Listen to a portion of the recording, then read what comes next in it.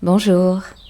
For me, spring is a season of contemplation, a time when I finally find myself naturally slowing down, paying closer attention, and following the quiet rhythm that unfolds outside. Living in the countryside has deepened that connection over the years. The changes are subtle at first, almost imperceptible, and then suddenly everything feels alive again. I like letting that rhythm guide my days, without trying to rush ahead of it. Some mornings feel meant for being outdoors, others from staying in and observing from within. It is less about doing more and more about moving in step with what is already there. Little by little, I feel more in tune with the seasons, more aware of light, of time, of the way each day carries its own pace. Spring, in that sense, feels like an invitation to notice again and to gently follow along.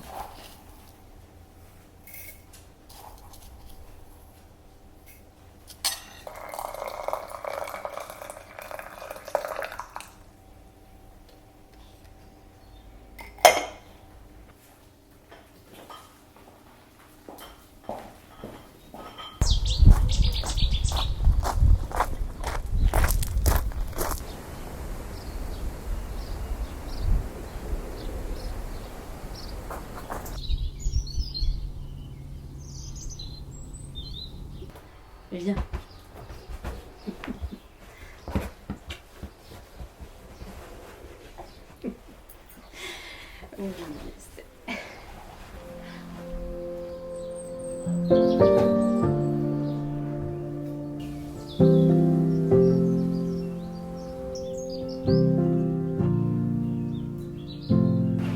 Mais je sais, oui, oui, oui. Oh là là, oui. Oh, oui, oui, oui. Oh là là. Oh, que d'amour, que d'amour, que d'amour.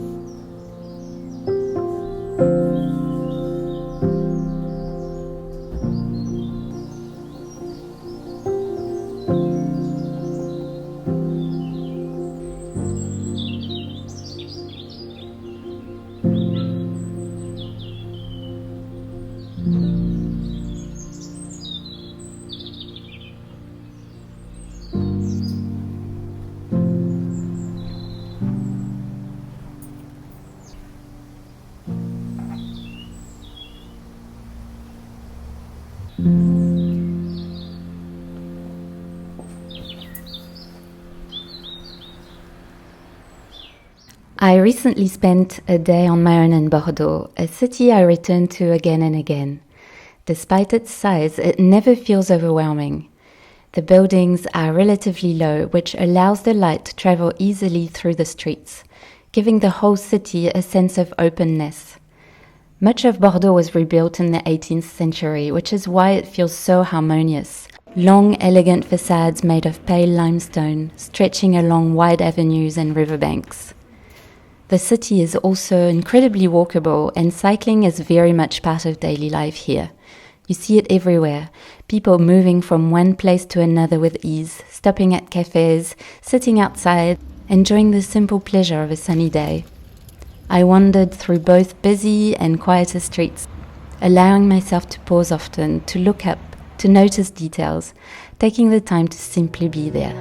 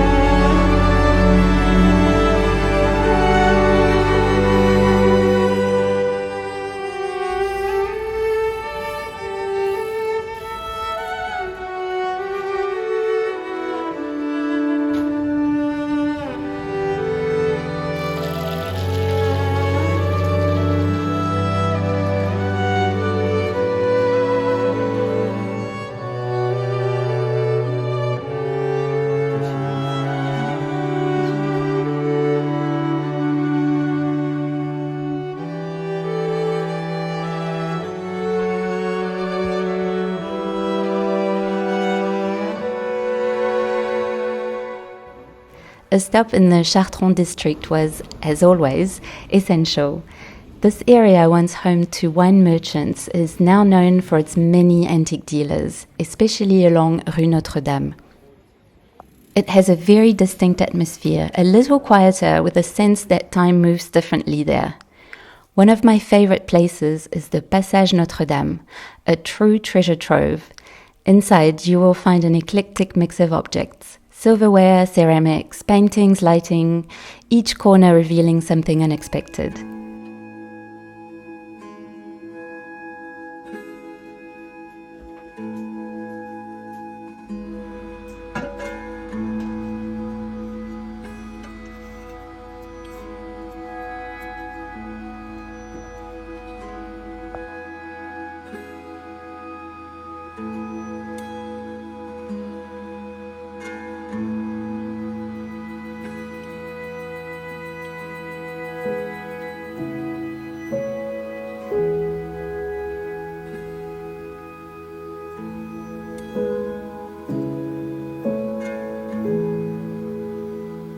Another address I return to often is the Village Notre-Dame des Antiquaires. It brings together several dealers under one roof, each with their own space and sensibility. What I enjoy most is seeing how differently each one curates their selection. It feels almost like walking through a series of small worlds, each with its own atmosphere. It is the kind of place where you might come across pieces you have never seen before, objects that feel rare and quietly remarkable.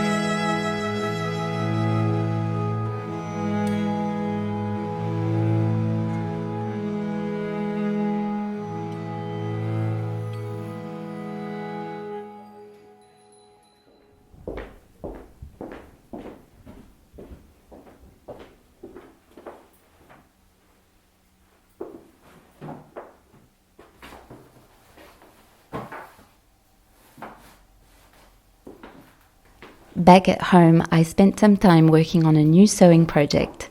You may remember the cushions I made for the living room using an antique tapestry. I had a few pieces left and I really wanted to use them rather than set them aside. I turned to my collection of vintage and antique ribbons to see what could come together. For one of the covers, I was inspired by the work of La Carlière, founded by Rambert Rigaud and Peter Coping, the artistic director at Lanvin. Their pieces combine antique textiles from Europe and India in a very thoughtful way. I loved the idea of echoing their approach with La Carlière in a more personal project. I chose ribbons in velvet, brocade and silk, drawing from the colors already present in the tapestry. It felt satisfying to finally use these materials I have been collecting for years, bringing them together into something new.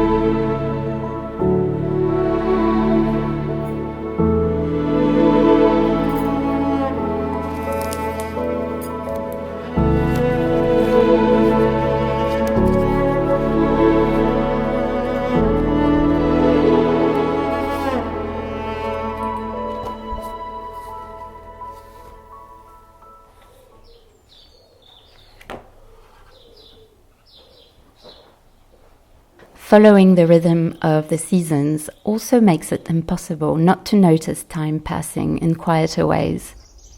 Each school holiday marks a small shift, my children growing, changing, becoming more and more themselves. Rather than holding on too tightly, I find myself enjoying these transitions. Each stage brings its own way of being together. Conversations that grow, shared interests, moments of laughter, and the chance to learn from one another. My daughter Josephine loves cherries, chocolate, and spending time in the kitchen. So we decided to make a Forêt Noire together, a cake originating from Germany, using cherries from our tree that we preserved last summer. You will find the recipe in the description box if you would like to try it.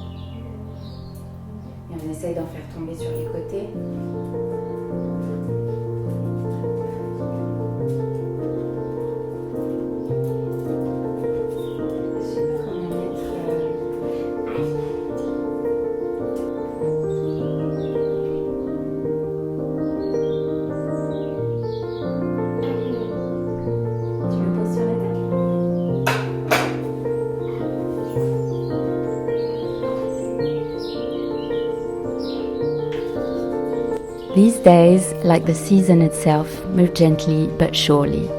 And in between the larger moments, it is often the simplest ones that stay with us. I hope you are finding your own rhythm in this season, wherever you are. À bientôt!